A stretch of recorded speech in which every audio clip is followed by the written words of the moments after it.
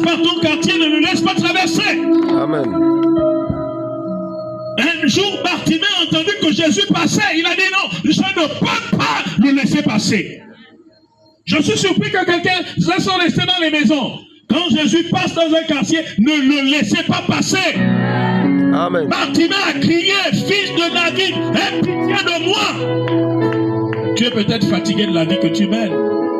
Tu as essayé la drogue, tu as essayé les hommes. Mais quand tu rentres chez toi, tu te sens tellement sale, tellement nul. Mais tu sens qu'il y a quelque chose qui te manque. Il te manque la paix. Tu fais semblant devant les gens d'être quelqu'un de comblé, quelqu'un d'heureux ou d'heureuse. Tu fais semblant d'être un caïd. Mais quand tu te retrouves dans le secret de ta chambre, tu es misérable, tu es pauvre, tu es complexé. Par moments même, ce sont des complexes en fait que tu essaies de couvrir. Mais Jésus te dit, quelles que soient tes fautes, quelles que soient tes faiblesses, même là où les gens ne savent pas que tu pleures dans la nuit, peut-être que pendant que je parle, tu es malade, peut-être que tu as une infection. Je parlais avec une de mes filles qui m'annonçait une nouvelle d'une jeune femme, je ne vais pas trahir la chose, et puis je disais, cette jeune femme peut avoir besoin des enfants demain, mais il y a des avortements qui rendent stériles. Il y a des maladies qui rendent stérile la vie. Des maladies sexuellement transmissibles comme la gonocoxie, la syphilis.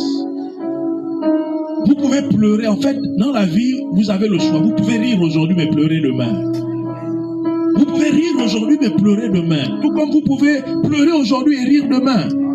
Être chrétien n'est peut-être pas ce n'est pas un fleuve tranquille. Vous serez persécuté.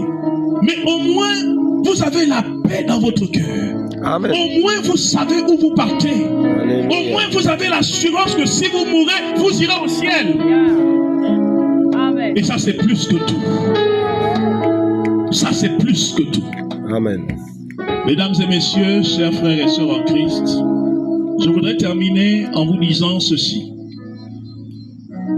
C'est la fin de mon discours. Vous avez devant vous un homme heureux. Je suis heureux, ce n'est pas parce que j'ai des grands titres universitaires, ce n'est pas parce que j'ai beaucoup d'argent en banque quelque part, ce n'est pas parce que je serai issu d'une grande famille, mais je suis heureux parce que j'ai bâti ma vie sur des convictions solides et éternelles. Amen. Je sais, 1, que Jésus est mort pour moi.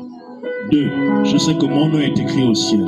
3, je sais que si je meurs, j'irai au ciel. 4,